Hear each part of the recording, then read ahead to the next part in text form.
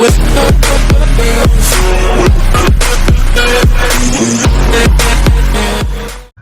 everyone, welcome to Neutron. So today we are going to do RC plus Parajumble, and this is set 6 in the series of the combo series. Okay, so let's begin with the today's session. Okay, so as you all know that I have already provided you with the PDF of this session. Okay, so you can go and have a look at the PDF before seeing this video. Okay, so the PDFs are provided in the channel of Telegram group. Okay, so there you can go and check out the PDF. Okay, so let us begin. Okay, so this RC talks all about the alcohol. Okay, and how this alcohol is helpful in certain diseases like Alzheimer's and dementia. Okay, so we'll be talking about this. Okay, so let's begin. Alcohol doesn't often get billed as a brain food, but new research suggests that booze often offers at least one cerebral benefit. Okay, it may reduce aging drinkers at risk of developing Alzheimer's disease and other forms of dementia. Okay, तो यहाँ पे दो type के disease के बारे में बात किया हुआ है, और एक है आपका अल्जाइमर डिजीज और एक है डिमेंशिया. ओके, और इसमें ये बताया गया है कि अल्कोहल को किसी तरीके का ब्रेन फूड के तौर पे हम नहीं देखते हैं. ठीक है, बट जो रिसर्च किया गया है इस फील्ड में, ठीक है, तो वो क्या सजेस्ट करता है कि बूज जो है, बूज मतलब जो आपका अल्कोहल है, ठीक है, तो it offers at least one cerebral benefit, कुछ ना कुछ बेनिफिट वो देता है. ठीक है, तो क्या क्या बेनिफिट है हम आगे देखेंगे. ठीक है, तो नेक्स्ट में बोलता है although extreme alcohol consumption kills brain cells, there's contradictory evidence about whether long term drinking has permanent effects on cognitive abilities such as reasoning and memory. ठीक है, तो इसमें क्या बोल रहा है कि अल्कोहल का कंजम्पशन से क्या होता है, आपका ब्रेन सेल्स क्या होता है, डेड हो जाते हैं, किल होते हैं. ठीक है, मगर इसके बावजूद इसमें कुछ और भी एविडेंस देखने को मिलता है, जहां पे देखा जाता है कि अगर लॉन्ग टर्म ड्रिंकिंग जो है उसके परमानेंट इफेक्ट्स होते हैं हमारे कॉग्निटिव एबिलिटीज पे. ठीक है, जैसे कि हमारा ब्रेन का काम क्या है, रीजनिंग. ठीक है, मतलब आप कोई भी चीज को रीजनड वे में सोच के आप उसको काम करते हो. ठीक है, और उसके बाद फिर आपका जो मेमोरी है वो क्या, आपका मेमोरी शॉर्ट टर्म मेमोरी हो जा रहा है, या बहुत देर तक आप मेमोरी आपका बहुत अच्छे से वर्क नहीं कर पा रहा है. ठीक है, तो उसमें भी देखने को कुछ कुछ प्रॉब्लम्स दिखते हैं. ठीक, तो आगे क्या बता रहा है, prolonged excessive drinking can lead to liver disease. ठीक है, तो अगर बहुत ज्यादा आप ड्रिंक करोगे तो आपको तो एक लिवर डिजीज तो होगा ही होगा, क्योंकि अल्कोहल कंजम्पशन से आपका सबसे पहले जो इफेक्ट होता है वो क्या होता है, आपका लिवर होता है. ठीक है, और उससे क्या बताया जा रहा है, जो आपको डिजीज होता है वो है सिरोसिस. ठीक है, and this may contribute to breast cancer risk. ठीक है, तो आपको ब्रेस्ट कैंसर का रिस्क भी आपको हो सकता है. ठीक है, अगर आप उसको प्रोलॉन्ग एक्सेसिव ड्रिंकिंग करते हो तो. ठीक है, However, drinking is also responsible for many accidental injuries and death. ठीक है, तो ड्रिंक एंड ड्राइव करोगे तो ऑब्वियस सी बात है आपका एक्सीडेंट होगा and it will lead to death. ठीक है, nevertheless alcohol in moderation promotes cardiovascular health. ठीक है, तो इसमें क्या बोलना चाह रहा है कि अगर आप मॉडरेट लेवल में अगर ड्रिंक करते हो, ठीक है, अल्कोहल को, ठीक है, तो इट प्रोमोट्स कार्डियोवैस्कुलर हेल्थ, आपका कार्डियोवैस्कुलर हेल्थ इंप्रूव करेगा by boosting concentration of good cholesterol. ठीक है, गुड कोलेस्ट्रॉल को बूस्ट करता है and inhibiting the formation of dangerous blood clots. ठीक है, तो प्रॉब्लम क्या आता है, जो ब्लड क्लॉट्स आते हैं, ठीक है, तो इसको क्या करता है, इसको रोकता है. ठीक है, अगर आप मॉडरेट वे में अगर आप इसको अल्कोहल को कंज्यूम करते हो तब. Additional compounds in red wine seem to benefit the heart and blood vessels. Drinking also appears to guard against macular degeneration. ठीक है, इसमें क्या बता रहा है कि वो आपको गार्ड करता है अगेंस्ट क्या, मैक्यूलर डिजेनरेशन. ठीक है, तो ये मैक्युलर डिजेनरेशन क्या है, किस टाइप का डिजीज है, एंड इनक्यूरेबल आई डिजीज. ठीक है, ये एक ऐसा आई का डिजीज है जिसको क्योर नहीं किया जा सकता है. Okay, now the brain joins the list of organs that seems to benefit from alcohol. ठीक है, तो ब्रेन को भी अब उसमें शामिल कर दिया गया है वैसे लिस्ट ऑफ ऑर्गन्स में, जिससे कि आपको बेनिफिट होता है. ठीक है, okay, from 1990 to 1999 Monique MB Breteler and her colleagues at the Erasmus Medical Center in Rotterdam, the Netherlands, observed 5395 individuals aged 55 and older who did not initially show signs of dementia. Okay, of these participants, 1443 moderate drinkers reported having 1 to 3 alcohol beverages of some sort each day, while 2674 said they consumed less than one drink and 165 acknowledged having 4 or more drinks per day. Another 1133 participants abstained together. ठीक है, तो इसमें बताया जा रहा है कि एक रिसर्च कंडक्ट किया गया, ठीक है, रॉटरडैम में, और उसमें कितने इंडिविजुअल्स को ऑब्जर्व किया गया, टोटल 5395 इंडिविजुअल्स थे, उनको ऑब्जर्व किया गया, ठीक है। तो उसमें से कुछ लोग ऐसे थे, ठीक है, जो उनको जो है who did not show initially show signs of dementia, initially उनके अंदर डिमेंशिया के कोई साइंस नहीं देखे गए, ठीक है। और उसमें से पार्टिसिपेंट्स 1143 हैं जो मॉडरेट ड्रिंकर्स हैं, ठीक है, 2674 वैसे लोग हैं, ठीक है, who consumed less than 1 drink and 165 acknowledged 4 or more drinks per day, ठीक है, and another 1113 participant abstained together, ठीक है। तो ऐसा उसको क्लासिफाई कर दिया गया, ठीक है। ओके, तो उनमें क्या देखा गया वो देखते हैं, ठीक है। Over an average follow up period of 6 years, तो 6 ईयर के अंतराल में क्या देखा गया, उसके अंदर में क्या देखा गया कि 146 पार्टिसिपेंट्स डेवलप्ड अल्जाइमर्स डिजीज, ठीक है। तो उनमें से 146 ऐसे पार्टिसिपेंट्स थे जिनको अल्जाइमर डिजीज हुआ, ठीक है। Another 51 got some other form of age related dementia, ठीक है। तो किन किन लोगों को एज रिलेटेड डिमेंशिया भी देखा गया उनके अंदर, ठीक है। That puts the overall risk of dementia at 3.7%, तो अगर उसको कैलकुलेट किया जाए तो वो 3.7% रिस्क है, ठीक है, डिमेंशिया का। The risk was about 4% among non drinkers, जो नॉन ड्रिंकर्स थे उनमें रिस्क जो था 4% देखा गया, ठीक है। Light drinkers and heavy drinkers, ठीक है, तो इनके अंदर 4% देखा गया, but only 2.6% of the moderate drinkers developed dementia, ठीक है। तो सिर्फ 2.6% ही वैसे मॉडरेट ड्रिंकर्स थे जिनके अंदर डिमेंशिया की साइंस दिखे हमें, ठीक है। तो ये उसका क्या था, आउटकम था उसका। ओके, तो ये रिसर्च तो कैरिड आउट हो गया, ठीक है। और उसमें और भी उससे रिलेटेड क्या बता रहा है, once the researchers adjusted their data to account for participants sex, age, weight, blood pressure, use of tobacco and other factors that influence dementia, ठीक है। तो ये सब जो है आपका कुछ फैक्टर्स हैं, ठीक है, और इनको उस तरीके से एडजस्ट किया गया डेटा को, ठीक है। तो ये सबको देखा गया कि what are the factors that are influencing dementia. तो इसमें क्या देखा गया, moderate drinkers showed 58% risk of dementia calculated for non drinkers, okay, Breteler's team reported, ठीक है। तो ब्रेटलर की टीम ने इसे क्या किया था, कंडक्ट किया था इस रिसर्च को, ठीक है। ओके, नेक्स्ट क्या बोल रहा है, moderate drinkers had an even more marked decrease in the vascular dementia, ठीक है।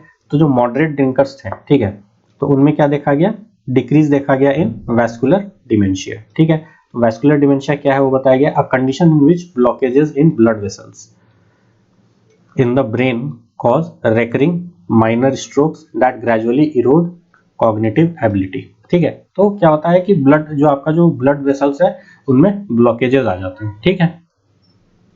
तो ये देखा गया, ठीक है। तो ये इसी कंडीशन को बोला जाता है वैस्कुलर डिमेंशिया कहा जाता है, ठीक है। The researchers hypothesize that since vascular dementia condition in which blockages in blood vessels in the brain cause recurring minor strokes that gradually erode cognitive ability, ठीक है। तो ये जो कंडीशन है इसमें क्या देखा जाता है कि ब्लॉकेजेस जो ब्लड वेसल्स में होते हैं, ठीक है, तो उसके वजह से क्या होता है, तो brain cause recurring minor strokes, ठीक है। तो उसके वजह से कुछ क्या होता है, माइनर स्ट्रोक्स आते हैं लोगों को, ठीक है। और उसके वजह से धीरे धीरे क्या होता है, जो कॉग्निटिव एबिलिटी होता है, ठीक है, आपके चलने फिरने का जो आपका जो शक्ति होता है वो क्या होता है, धीरे धीरे इरोड होते जाता है, ठीक है। तो यही बता रहा है, ठीक है। The researchers hypothesize that since vascular disorders are linked to dementia, ठीक है। तो उनका क्या हिपोथेसिस है कि वैस्कुलर डिसऑर्डर्स जो है वो लिंक्ड है डिमेंशिया से in elderly people. Alcohol benefits to blood vessels might indirectly sustain brain function, ठीक है। तो ये देखा गया, ओके। नेक्स्ट क्या है, Jean Marc Orgogozo, a neurological epidemiologist at the university of Bordeaux in France, heads the study, ठीक है। तो वो इस स्टडी को क्या करता है, सही ठहराता है। He and his colleagues have found that French wine drinkers over the age of 65 have reduced risk of dementia, ठीक है। तो जो फ्रेंच वाइन ड्रिंकर्स है उनके अंदर क्या देखा जाता है, उनके अंदर ये देखा जाता है that they have reduce risk of dementia, ठीक है। उनके अंदर डिमेंशिया की क्या होता है, रिस्क जो है वो कम देखा जाता है, ठीक है। तो यही उसका आउटकम है, ठीक है, ओके। और क्या बोल रहा है कि जो नया रिसर्च है that supports that finding shows that beer and hard liquor, ठीक है। तो बताया जा रहा है beer and hard liquor not just wine are protective, तो बोल रहा है कि इनको भी प्रोटेक्टिव बताया जा रहा है, ठीक है। And establishes the effect in somewhat younger people, ठीक है। तो यंगर पीपल से रेस्पेक्ट में बताया जा रहा है, ठीक है, इनके इफेक्ट्स को। ओके, नेक्स्ट क्या है, John R Copeland, a psychiatrist who's retired from the University of Liverpool in England, calls the Dutch findings very interesting but not unexpected। ठीक है, तो बोल रहा है कि जो उनके जो फाइंडिंग्स हैं उनको क्या बता रहे हैं, ये इंटरेस्टिंग बता रहे हैं, एंड दिस इज अनएक्सपेक्टेड, ठीक है, नॉट अनएक्सपेक्टेड। ओके, मतलब कि ये लोग भी ऐसा ही सोच रहे थे, ठीक है, कि ऐसा ही होगा इस स्टडी के हिसाब से। Okay, although Copeland's research suggested that heavy long term drinking reduces cognitive ability in elderly men। ठीक है, तो कोपलैंड का रिसर्च के हिसाब से उनका क्या कहना था कि heavy drinking and long term drinking, उसके वजह से क्या होता है, आपका कॉग्निटिव फंक्शन जो है आपका क्या होता है, इफेक्ट होता है, ठीक है, एल्डरली मैन में। People who show benefits in the new study consume alcohol in more modest.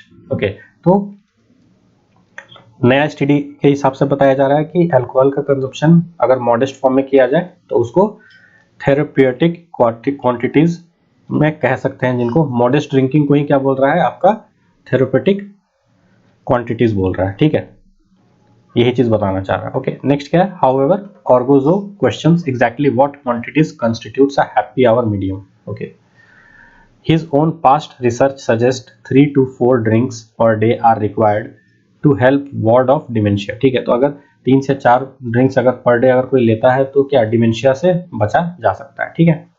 The lower threshold for benefit in Dutch study may reflect participants under reporting of alcohol consumption in a country that, unlike France, attaches a stigma to drinking, Orgozo says। ठीक है, चलिए, तो ये हमारा जो था reading comprehension complete हो गया, ठीक है।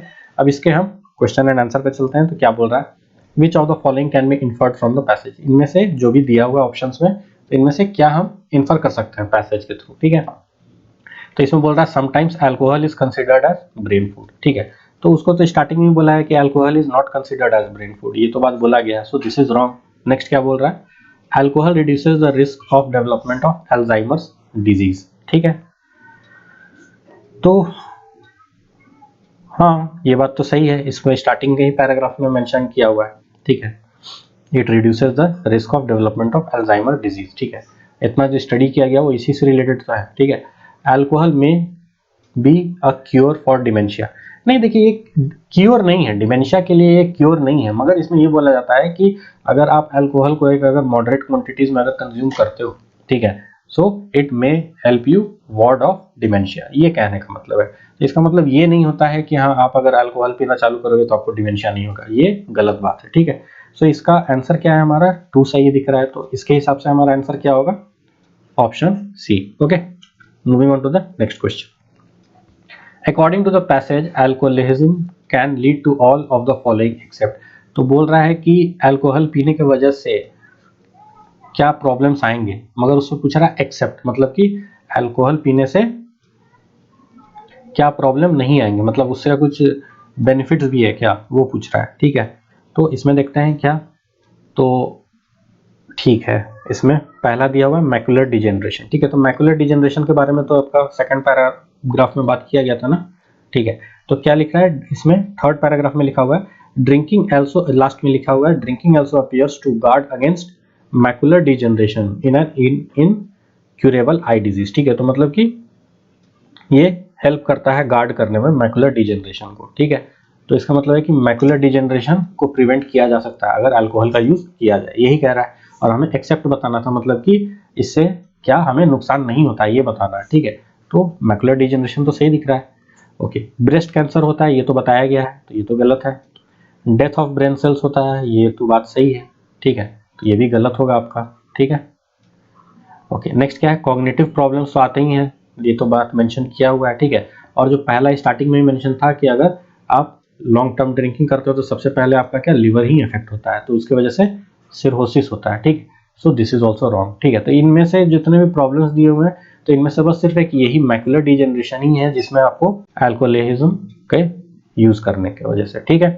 तो alcoholism leads to all this factors except macular degeneration. Okay, next क्या है हमारा, क्वेश्चन 3 लिखा हुआ है अकॉर्डिंग टू द पैसेज के हिसाब से alcohol may have some beneficial effects on all of the following except, ठीक है। तो बोल रहा है कि अल्कोहल पीने से कुछ बेनिफिट्स दिखेंगे, ठीक है, और पूछ रहा है एक्सेप्ट, तो एक्सेप्ट मतलब किसमें नहीं दिखेंगे, ठीक है।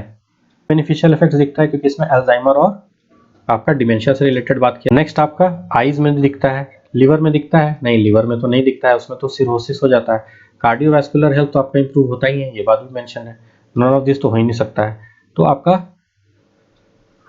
क्या होगा आपका आंसर, इसमें बोलना है एक्सेप्ट वाले को हमें बताना है, ठीक है। तो जो इसमें गलत होगा वही सही होगा, इसका मतलब कि ऑप्शन बी हमारा सही है and B, A, C and D हमारा गलत होगा।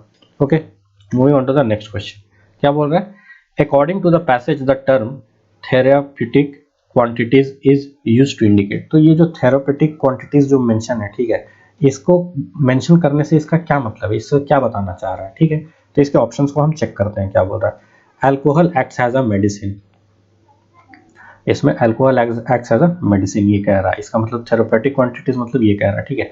नहीं, मेडिसिन की तरह काम नहीं कर रहा है, क्वांटिटीज के बारे में बात हो रहा है, यहाँ पे ध्यान देना पड़ेगा हमें, क्वांटिटीज से रिलेटेड कुछ होना चाहिए, ठीक है। तो ये मेडिसिन के तौर पे काम कर रहा है, ये तो नहीं कहना चाह रहा है, ये गलत है। नेक्स्ट क्या है, moderate drinking is advisable. Okay, moderate drinking is advisable, तो यहाँ पे क्वांटिटी से रिलेटेड यहाँ पे कुछ बात नहीं हो रहा है, ये भी गलत है। लिख रहा है मॉडरेट ड्रिंकिंग में बी थेराप्यूटिक समटाइम्स। ओके, तो कभी कभी क्या होता है, मॉडरेट ड्रिंकिंग करने से आपका थेराप्यूटिक होता है, उसको ऐसा माना जाता है, ठीक है। ओके, तो ये हो सकता है, ठीक है। मॉडरेट ड्रिंकिंग मतलब कि बहुत ज़्यादा भी नहीं और बहुत कम भी नहीं, तो इसमें क्वांटिटी से रिलेटेड कहीं ना कहीं इनडायरेक्टली फॉर्म में इसमें बात हो रहा है, ठीक है। तो थेराप्यूटिक क्वांटिटीज मतलब क्या होना चाह रहा है, मतलब कि ऐसा ड्रिंकिंग जिसकी वजह से हमें फायदा हो, नुकसान नहीं, ये कहना चाह रहा है ना। थेराप्यूटिक क्वांटिटीज मतलब कि ऐसा क्वांटिटी में आप ड्रिंक करिए जिसकी वजह से आपको हेल्प हो, नुकसान नहीं हो, ठीक है। तो यही तो कहना चाह रहा है। तो लिख रहा है कि मॉडरेट ड्रिंकिंग में भी थेराप्यूटिक टाइप, ठीक है, हो सकता है, माइट बी पॉसिबल। नेक्स्ट क्या है, some quantities of alcohol is being prescribed as a medicine. Okay, नहीं ऐसा तो नहीं कह सकते हैं कि मेडिसिन के तौर पे उसको आप प्रेस्क्राइब किया जाता है, ठीक है। इसमें क्या बोल रहा है, moderate drinking of alcohol is being prescribed as a medicine, ठीक है, नहीं इसको भी नहीं कह सकते हैं। Moderate drinking is advisable for everyone, नहीं एवरीवन ये तो गलत ही बात है, ठीक है। तो इसमें हमें दिख क्या रहा है सही, जो इसमें हमें बात समझ में आए, ठीक है, तो वो दिख रहा है हमें ऑप्शन सी, क्योंकि इसमें बोल रहा है थेरापेटिक क्वांटिटीज होना चाहिए, मतलब कि ऐसा लेवल ऑफ ड्रिंकिंग करना चाहिए जिसके वजह से आपको एक उसको आप एक थेरेपी की तरह तौर पे आप उसको ले सके, ठीक है। तो मॉडरेट ड्रिंकिंग ही आपका उस तरीके का ड्रिंकिंग हो सकता है, थेरेपेटिक क्वांटिटीज कहने का मतलब यही है, moderate drinking. Okay, so option C is your right answer. Next question क्या है आपका, the attitude of the author, author का एटीट्यूड के बारे में बात कर रहा है। The attitude of the author towards the benefits of alcohol in reducing the risk of dementia in elderly people can be described. तो ऑथर जो यहाँ पे इस पैसेज में ये जो बताना चाह रहा है कि अब अल्कोहल के क्या बेनिफिट्स हैं, ठीक है, इन reducing the risk of dementia in elderly people, तो उसको किस तरीके से डिस्क्राइब किया जा सकता है, ठीक है। स्केप्टिकल है क्या, नहीं स्केप्टिकल तो नहीं दिख रहा है, ठीक है, स्केप्टिकल तो नहीं दिख रहा है। क्या रेडिकल है, रेडिकल भी नहीं कह सकते हैं, ठीक है। पॉजिटिव है, हाँ पॉजिटिव तो दिख रहा है कहीं ना कहीं। प्रेजुडिस है, नहीं प्रेजुडिस तो नहीं दिख रहा है। इंडिफरेंट है, नहीं इंडिफरेंट भी नहीं दिख रहा है। तो हमें दिख क्या रहा है, पॉजिटिव, ठीक है। तो इसका पॉजिटिव ही हमें इफेक्ट्स दिखने को बात हो रहा है इसमें टोटल पैसेज में, ठीक है, कि इसको किस तरीके से यूज किया जाए ताकि इसके पॉजिटिव इफेक्ट्स दिखे, ठीक है, and positive effects in reducing dementia. Okay okay, तो हमारा अब आरसी कंप्लीट हो गया। अब हम चलते हैं पैराजम्बल्स के सेट 1 की तरफ, ठीक है। तो इस पैराजम्बल्स को पहले हम पढ़ते हैं और समझते हैं कि इसमें किससे रिलेटेड बात हो रही है, ठीक है, and then will try to figure out the right sequence of the parajumbles. Okay, तो यहाँ पे किससे रिलेटेड बात हो रहा है, न्यूरोलॉजिस्ट से रिलेटेड बात हो रहा है। तो इसमें बोल रहा है कि neurologist have long divided the brain into old and new, okay, and the new brain is an organ to be proud of. Okay, तो न्यूरोलॉजिस्ट का क्या कहना है कि वो जो ब्रेन को कहते हैं कि it is divided into old and new, ठीक है, इनको 2 भाग में बांट दिया गया है, ओल्ड एंड न्यू। और इसमें न्यू ब्रेन के रिलेटेड क्या बताया जा रहा है, it is an organ to be proud of, ठीक है। तो ये एक ऐसा ऑर्गन है, न्यू ब्रेन एक ऐसा ऑर्गन है जिसके वजह से आप अपने आप को प्राउड फील कर सकते हो, ठीक है। तो ये प्राउड क्यों फील कर सकते हैं, इसको हमें देखना पड़ेगा, क्या रीजन है भाई प्राउड फील करने का। When you have a reasoned thought, it is this area of gray matter, primarily the cerebral cortex, that comes into play, ठीक है। तो क्या बोल रहा है कि when you have a reason thought, मतलब कि रीजन से भरा हुआ कोई भी चीज को आप दो तरीके से आप सोच सकते हो, ठीक है। एक तो आप रीजन के तौर पे समझ सकते हो, ठीक है, और एक आपका विदाउट रीजन, ठीक है। तो इसमें बोल रहा है कि जब आप एक रीजन वे में सोचते हो किसी चीज को, ठीक है, तो आपका ब्रेन का कौन सा पार्ट काम करता है, it is the area of grey matter, ठीक है। तो ब्रेन के अंदर एक चीज होता है जिसको हम कहते हैं ग्रे मैटर, ठीक है। तो the area of grey matter primarily the cerebral cortex, ये कहाँ होता है, सेरिब्रल कॉर्टेक्स में होता है, ठीक है, और ये काम करता है, ठीक है। तो इसका मतलब कि इनडायरेक्टली ये कहना चाह रहा है कि ग्रे मैटर जो है it helps in having a reasonable thought, ये कहना चाह रहा है, ठीक है। नेक्स्ट क्या बोल रहा है, Shakespeare was referring to the new brain and using it when he had Hamlet utter what a piece of work is a man, how noble is in reason, how infinite in faculties, ठीक है।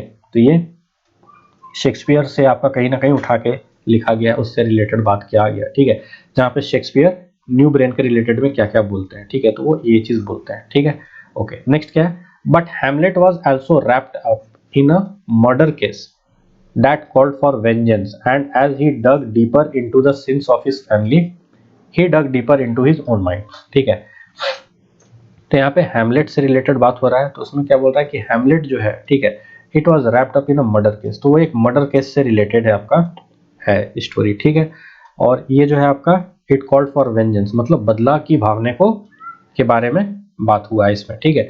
और जिस तरीके से वो धीरे धीरे अपने फैमिली के सिंस को खोजने लगा, ठीक है, सोचने लगा, ठीक है, तो उसी तरीके से वो धीरे धीरे अपने माइंड के अंदर धीरे धीरे डिग करने लगा डीपर, ठीक है, सोचने मतलब कि धीरे धीरे वो ज्यादा सोचने लगा, ये कहने का मतलब है, ठीक है।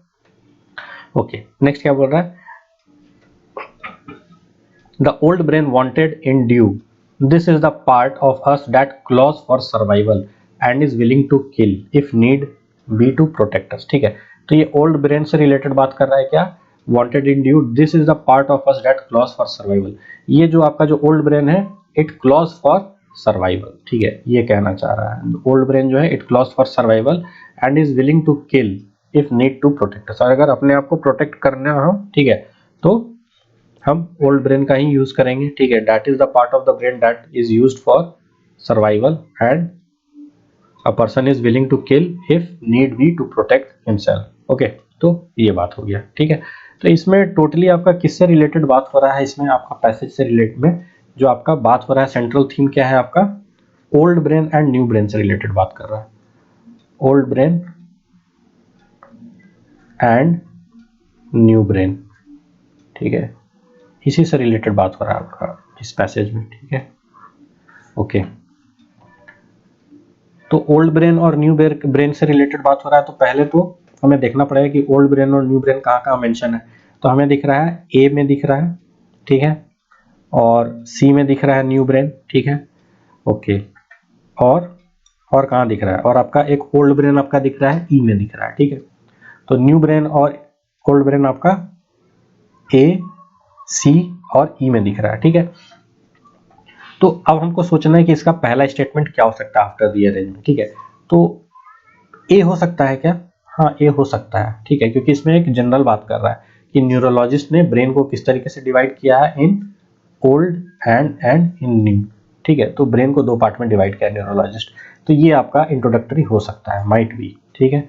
और देखिए और कोई हो सकता है क्या, यहाँ पे लिखा है when you have a reason thought, तो ये तो कहीं किसी का कंटिन्यूएशन ही दिख रहा है, ये पहला तो नहीं हो सकता है, ठीक है। और सी और डी में तो आपका शेक्सपियर और हैमलेट से रिलेटेड बात किया गया है, मेनली हैमलेट से रिलेटेड बात किया गया है, ठीक है। तो इसको जब भी हम यूज करेंगे तो आपका एज एन एग्जांपल के तौर पे ही यूज करेंगे या किसी के कॉन्टेक्स्ट में यूज करेंगे, तभी इसको हम यूज कर सकते हैं। So this also cannot, C and D also cannot be your first statement after rearrangement, ठीक है। अब क्या बात कर रहा है ई में, the old brain wanted in due, ठीक है। तो यहाँ पे ओल्ड ब्रेन से रिलेटेड बात कर रहा है कि ये आपका it is the part of the brain that claws for survival, ये कहना चाह रहा है, ठीक है। तो हमें दिख रहा है कि बी सी डी तो नहीं हो सकता है, तो ए और ई में से ही कोई ना कोई एक आपका फर्स्ट होगा, ठीक है।